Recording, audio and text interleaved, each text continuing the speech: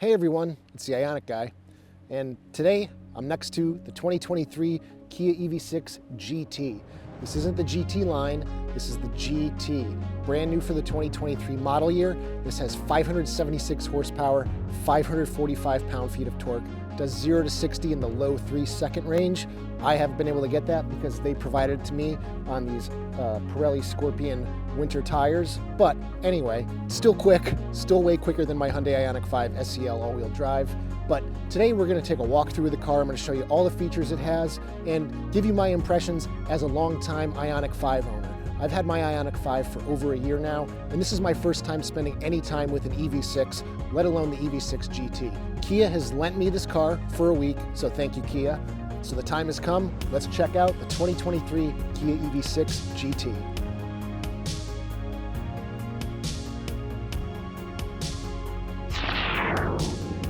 So let's start with the exterior of the EV6. And this is going to apply to any EV6, not just necessarily the GT trim, but I do like the look of the EV6. I think from certain angles it looks better than others, but I gotta say, I love this color. It's called Runway Red. It's a metallic red color. Just really looks good in the sun. I personally would never buy a red colored car, but this is a nice red. And I like the fact that on the wheel arches, it matches the body color. This car is also covered in piano black gloss trim. And I personally am not a big fan of gloss black. I don't think most people are. I think it's a trend that's slowly starting to get on its way out. But on sporty cars like this, it does look good. But just in terms of keeping it looking nice, it's just impossible to maintain. This car has less than 3,000 miles on it. Granted, it is a press car, so every time it goes back to the shop, it gets cleaned. There's just swirl marks all over all this gloss black trim already in less than 3,000 miles. So if you're gonna own this car long term, you're gonna have all sorts of swirl marks in that black gloss paint. So this car is classified as a crossover SUV. That is a huge stretch, and in my opinion is just marketing wank. In my mind, there is no way this is a crossover. The ground clearance isn't there, the height isn't there. They're calling it a crossover simply because it has a hatchback. And if that's the case, they should just call it a hatchback. The Ioniq 5, you could argue a little bit more that it's a crossover. It does have about 3 more inches of vertical height versus this, so it does have a little bit higher of a seating position. That's usually what people attribute to a crossover SUV, is the vertical height and the ground clearance. But this car just doesn't have it, so in my opinion, calling it a crossover is a huge stretch of the term. Getting into the EV6 feels very similar to the Ioniq 5. It's a fairly easy step in height. Because the roofline is much lower than the Ioniq 5, I have the seat further down though, so it is more close to a sedan than it is to a crossover. I do have to get down just a little bit lower versus the Ioniq 5. But you can really see just how thick that battery pack is, because the floor on the interior of the car versus the bottom of the exterior is a stretched hand width wide. So it's probably about 8 inches of battery pack. So that's what puts the seat just a little bit higher up versus a sedan. But here on the exterior, just like my Ioniq 5, you've got the pop-out door handles. They automatically pop out. On the lower trim EV6s, you do have to push this in to open the door and get the door handle extended. But the overarching design theme of the EV6 is sport in comparison to the Ioniq 5. And one of the first things you're going to notice is the floating roofline. You have the blacked out A-pillar, which really makes it look like this red section here is just floating over the car. And you see that design cue in the upcoming Kia EV9 that was announced a couple weeks ago. And something else you're going to notice about this car is the very short front overhang. This is a very cab forward design. Cab forward means the cabin is intruding on the front end of the car. The front overhang on this car is, God, maybe 16 inches, 18 inches tops. This car couldn't be any further from the design cues of yesteryear, where you had 5-6 foot long hoods. This is just a very short front hood. It makes parking very easy, I will say that. Ground clearance is 6.1 inches, which isn't too great. It's a little more than most sedans, but this car is very low slung compared to the Ioniq 5. Now, unlike the Ioniq 5, this has an opening sunroof, and it's only half of the roof. There's no sunroof in the back half of the car, but this whole section does move up and back. You don't see a whole lot of EVs in this segment that have any type of opening glass roof. Most of them have the fixed panels like the Tesla Model Y, the Mustang Mach-E, the Volkswagen ID4, just to name a few. But this Kia EV6 is sitting on 255/40 R21s, and you can really tell this is the GT trim by these insane looking alien lime green brake calipers. And I will say I do like the design of these 21s. Now up front, in terms of lighting, you have this really cool angular LED daytime running light, LED headlights. This car doesn't have any fog lights, but you have Kia's new logo up front, which I really like. I think they did a really nice job redesigning their logo and kind of rebranding. The old one was, God, over 20 years old, and it was just looking really stale on these really futuristic looking cars that they're starting to release now. This top of the line GT trim does have a front facing camera. You have your radar sensor down here in the lower bumper, and you have active grille shutters here that open and close when necessary to provide adequate cooling to the battery. Because this is the top of the line, you do have parking sensors around the entire perimeter of the car. The hood has struts on it, so you don't have to worry about using a prop rod. But you can see looking under the hood here, you do have a similarly sized front trunk as the Ioniq 5. So you're not gonna be able to store a ton up here. I have found it useful for things like your level 1 charger, a Tesla tap, or some other emergency items you might keep in your car. Looking at the side profile of the EV6, it does have a sloping roofline, which does impede on headroom in the back seat. I'm 6'2", and I did find that I had a decent amount of headspace, but not a ton. The Kia EV6 also has this comically small window right here that's smaller than my entire hand. Not sure why they didn't just leave it blacked out, but it does provide a little bit more of interior light, but not a whole lot. Now the wheelbase on this car is a little bit less than the Ioniq 5. It's about 4 inches shorter, but it is an overall longer vehicle compared to the Ioniq 5. So because the wheelbase is shortened, you do have slightly shorter rear doors. They don't open as wide, which I kind of prefer because the back doors on the Ioniq 5 are very wide. When you open this in a tight spot, you can't open it all the way. And possibly one of the most distinctive features of the Kia EV6 are these little flying buttresses that stick out the side of the car. Very distinctive. I've never seen another car that has any kind of flares like this sticking horizontally out from the sides. It's definitely distinctive, and it looks really cool from certain angles. And just like the Ioniq 5 with its rear spoiler, you do have this fully open section here, which is supposedly supposed to help with clearing rain off of the rear window. It doesn't work in the Ioniq 5, we all know that. Unfortunately, I don't think we're going to get any rain here in the next week while I have the EV6, so I'm not going to be able to comment on how well this spoiler design clears the rear window in rain events, but I'll have to take your guys' word for it. Let me know down in the comments if you guys have issues keeping the EV6 window clean. In contrast to the Ioniq 5 though, the rear window on the EV6 is much flatter and it's much further in from the back of the car. So I would imagine that there's gonna be a lot less spray getting kicked up and falling onto this window. But like I said, I have no comment on that. And just like with the Ioniq 5, something I'm not crazy about with the design of these EGMP cars is that the doors themselves don't go all the way down to the ground. You have this little lip right here where the door stops, and this gets caked with sand, dirt, dust. And when you get in and out of these cars, if your pant leg catches on this, prepare to have some dirt transfer onto your pants.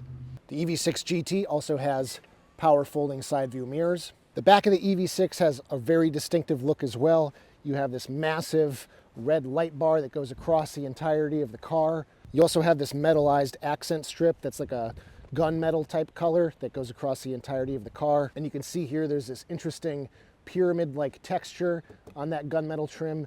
Here on the GT trim, down on the lower section, you have some more piano black plastic, your reverse camera. The GT line obviously has a special GT badge. And down low here, you'll find your reverse light. Here in the back of the Kia EV6 is where you're gonna find the biggest compromise between this and the Ioniq 5, and that is gonna be cargo capacity. So here in the EV6, you have 24.4 cubic feet of storage space with the seats up, and with the seats down, you get 50.2 cubic feet.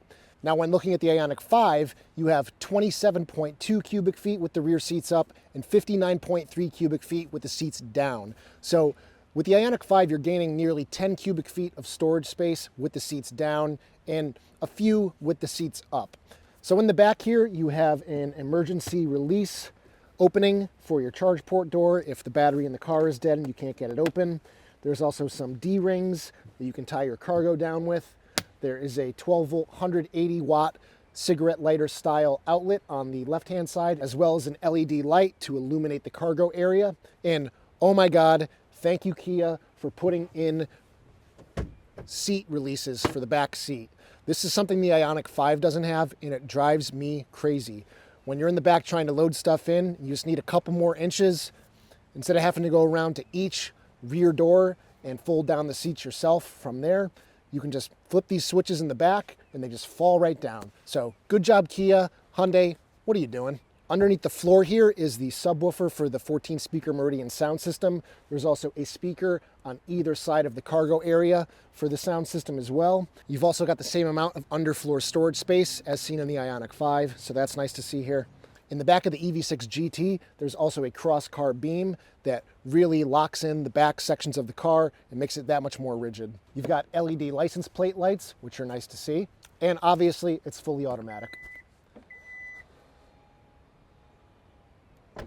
So back here in the rear corner, you just press on that, and there's where your charge port lives. Now, just like the Ioniq 5 and all other eGMP cars, this can accept up to 48 amps of charging current. And if you are charging this at full power at home, you should expect to charge the car in about 6.5 hours. Now, level 3 is the exciting part about the EV6, the Ioniq 5, and the eGMP platform cars, because this car, in ideal conditions, can go from 10 to 80% in just 18 minutes. And with this car, and its rated EPA range of only 206 miles, on a road trip, you're going to be charging this a little bit more often than you would a regular EV6 or Ioniq 5. So it is nice to have the full charging capability of about 240 kilowatts if you find the right charger. Even on a 150 kilowatt DC fast charger, you should still be able to go 10 to 80% in a little more than 20 minutes. So if you can't find a 350 kilowatt charger, a 150 should get you there in just a little bit more time. So if you want to ghost ride your whip, all you got to do is lock it, hold down the start button, the car will come to life, and then as long as you're within about 11 feet of the vehicle, you can press the forward button, and the car should begin lurching forward. There she goes.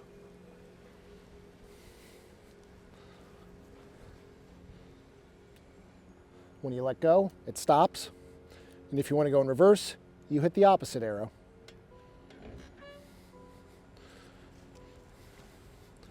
And if it detects something in its way, it should stop. So my finger is still on the button and it's no longer moving. Pretty neat feature, definitely a cool party trick. If you want to know more about the smart parking features of the Ioniq 5 or the EV6, I did a whole video deep dive into all those features. I'll leave that video in the description below. Let's talk about the elephant in the room, and that is the range of the GT versus other trims of the EV6. And because this vehicle has bigger motors, a lot more power, it does use more energy to do so. And I've found in mixed driving that this car right now, with these outside ambient temperatures in the 30s, 40s, 50s, that efficiency is about 2.3, 2.4 miles per kilowatt hour. And I've been having fun with this car, so I'm not driving it super efficiently. I'm sure if you hypermiled this thing and tried to eke out every little bit of efficiency, you could probably do a lot better. But when you do the math with that efficiency times 77.4 kilowatt hours of total capacity for this battery, you work out to about an estimated range of 180, 185 miles, which is a little bit below the EPA rating, but that's kind of to be expected. I have been driving this car faster than I would my Ioniq 5, so I expect it to be lower, but this is not a car for long range trips. If this is what you are shopping for, this is a good weekend car. This is a track day car. But if you're a person that does big miles on a daily or weekly basis and you're not charging at home every single day, this isn't the EV6 for you.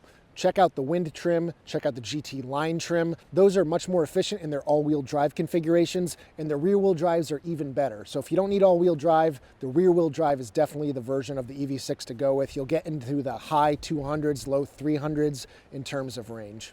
But that lack of range is really made for up in the fact that this car charges extremely fast, much faster than most other cars at this price point and in its class. So that's really the biggest selling point for any Hyundai or Kia right now, is the charge time.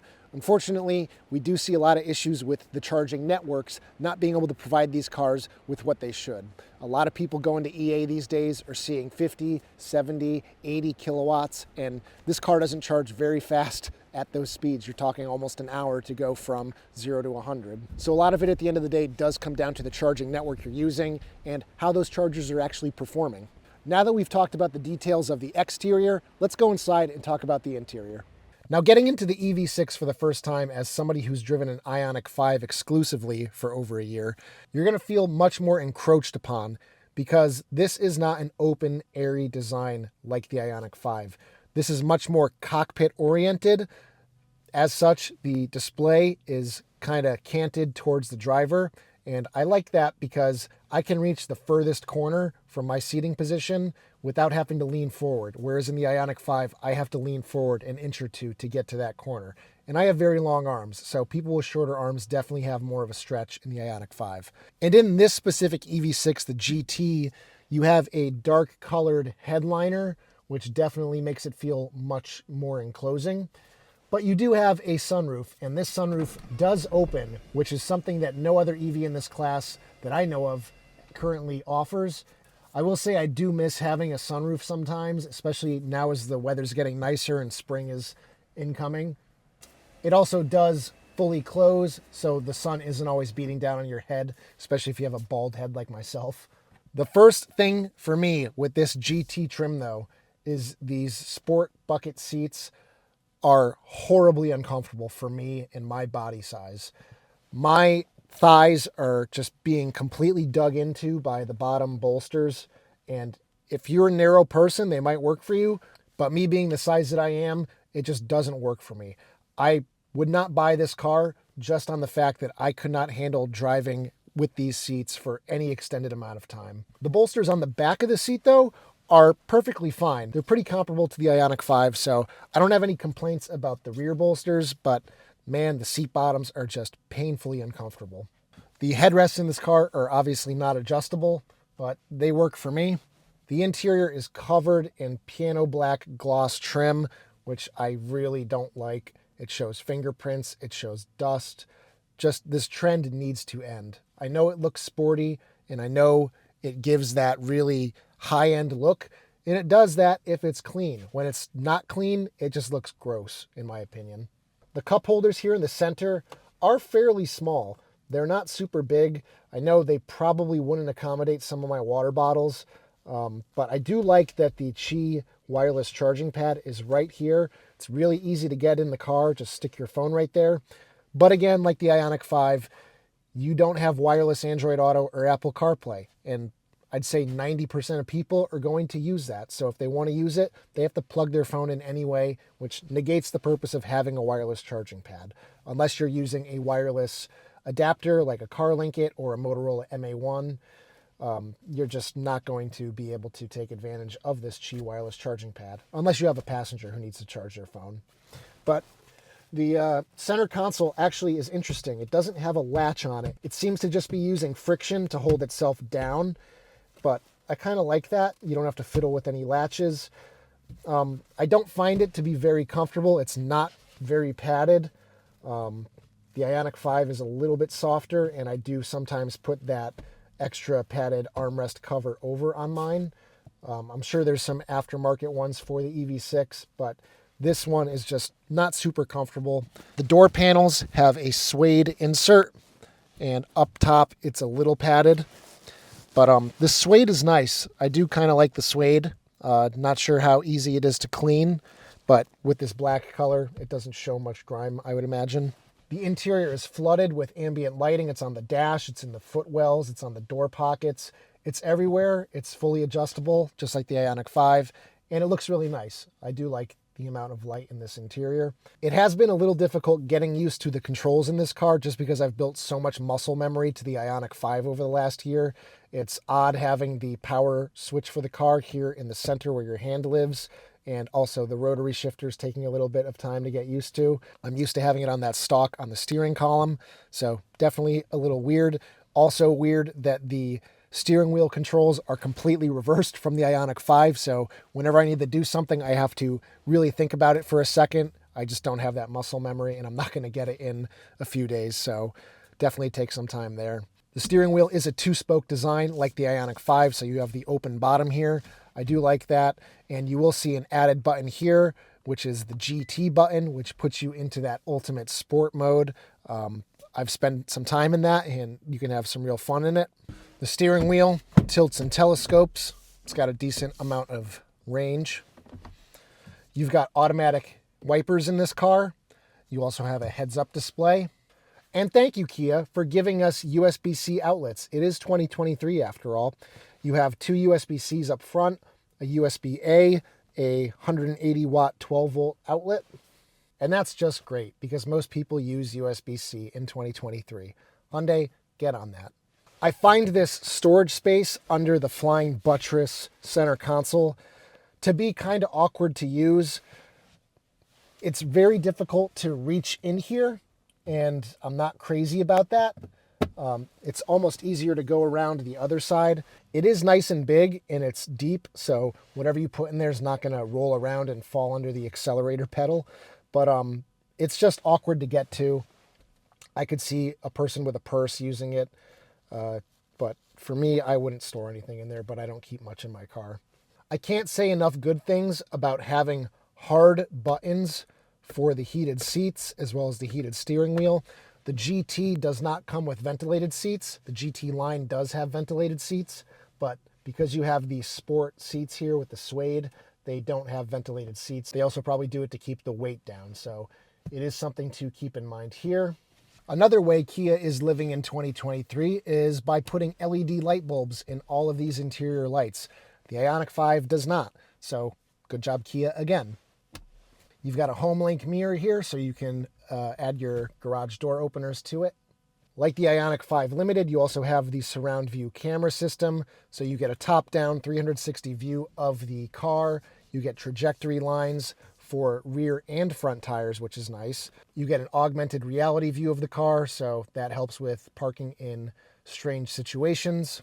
And one of the other big oddities of this car is the dual purpose HVAC and radio controls.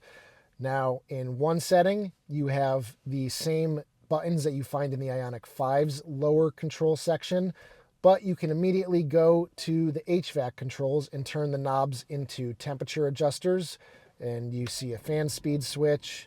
You also have your auto climate settings. All of the climate settings live right here. And then you can also turn off the HVAC by pressing that left button when it's in that mode. And then it'll eventually time out and go back to the radio after a few seconds, which I guess makes sense. I've heard a lot of people complain about it, saying it's just too difficult to remember what setting you have it in. And a lot of people find themselves adjusting your temperature instead of adjusting the volume. So I would have to spend a lot more time with the car to really have an opinion on it. But as a new person driving this car, I do find it a little fiddly and kind of annoying. I am 6'2". The driver's seat is all the way down. It's as low as it goes. And you can see headroom is not good. I have maybe an inch and a half of travel before my head hits the O-blank handle. So this car is definitely not for tall folks. In my Ioniq 5, I have about a fist of distance between my head and the headliner, but the Ioniq 5 also doesn't have an opening sunroof, so that doesn't eat into headspace at all. I don't know how this would be if you didn't have the sunroof, but definitely not great. The glove box in this car is similarly sized to the Ioniq 5, but it is very far to get to. And unless you're fully reaching up and getting out of your seat, you can't really get to anything in the back. It's nice to have the space, but in terms of using it from the driver's seat, it's not super simple to get to. The glove box doesn't lock, so don't plan on keeping anything valuable in there if that's a concern to you. Legroom in the front is pretty great. I have no complaints about that. I definitely found a comfortable driving position other than the seat bottom, but it's comfy. So let's talk about the sound system. 14 speakers. My Ioniq 5 has 6 speakers, and the Ioniq 5 Limited, the top of the line trim, has only 8 speakers. I have found this system to be significantly better than either of those systems. I've heard from a lot of EV6 owners that they don't find it that impressive, but when you've lived with a 6-speaker system for over a year, this sounds light years better, and I really do like it. So in this car, on the dashboard, you have 3 speakers. One is a center channel. In the front doors, you have 2 tweeters, 2 speakers. Back seat, you have 2 tweeters, 2 speakers. In the trunk, you have 2 speakers and a subwoofer, and that all adds up to 14 speakers. And I think it sounds really good. If a sound system is very important to you in your purchasing decision, the EV6 is much better than the Ioniq 5. Now let's talk about the software. I'm not going to go in depth into this. This is mostly identical to the Ioniq 5. It's the same system. It gets the same updates when an update comes out for the Ioniq 5. So this has all the same things. You have the same navigation system, XM radio, you have Android Auto, Apple CarPlay, you have BlueLink so you can connect to this car remotely. Something that's cool about this though is with the Kia app, you can remotely see the cameras around the car. That's something that the Ioniq 5 doesn't have. That's something that I think is really cool. I hope that they do something like that with the Ioniq 5 in the future, but that's a really cool feature to be able to remotely view your car and just check in on it if you're feeling nervous. So that's pretty much it for the front seats. Let's get in the back seat and check out what the room is like back there. The windows back here are very narrow. It definitely feels a little claustrophobic. My head is pretty close to the ceiling. If I sit straight up, I have maybe an inch of headroom. There's not a whole lot of thigh support. You do have an armrest, dome light, 2 blank handles. In the lower side of the center console, you have 2 USB-C ports, which is nice. Air vents on the B pillars, so your passengers can get some air as well. Headrests are comfortable, but there's really no thigh support. So if I were in this car for a very long drive, I don't know how comfortable I would be.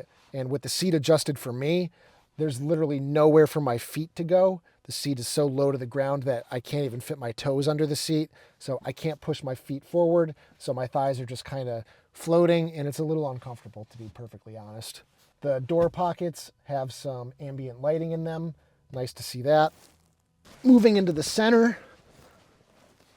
Ooh, that is a hard backrest. I would not want to sit in this center position for more than a few minutes. This is not a comfortable spot to be. Unlike with the Ioniq 5, the rear seats do not move forward and backward, so you can't gain more cargo space if you need to have backseat passengers. There is a 120 volt outlet located under the seat here, so you have that as well. And that outputs 1.8 kW, just like the V2L adapter on the outside of the car. You can't run them both at the same time though. You have to choose one or the other. You've got your child seat anchors right here.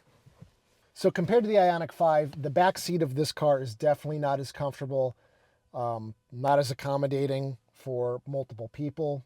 I think for children it would work, but if you're routinely hauling around adults in your back seat, I would not feel good about keeping them back here for too long. It's just not super comfortable if you're a taller person. If you're a shorter person, you'll probably be fine, but being at 6'2", just not super comfortable. So that's the back seat of the EV6. So that's everything you get when you buy a Kia EV6 GT.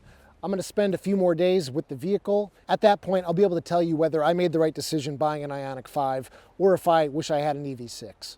Now, keep in mind, Hyundai will be releasing an Ioniq 5N, which is their sport version of the Ioniq 5, sometime later in 2023, possibly 2024. We don't really know yet, but it is coming.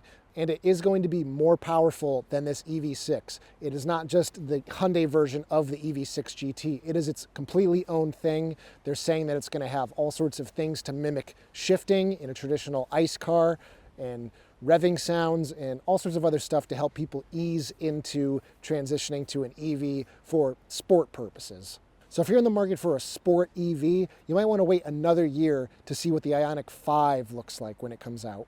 So if you guys enjoyed this video, be sure to give it a thumbs up, and I'll see you guys in the next one. Take care, everybody.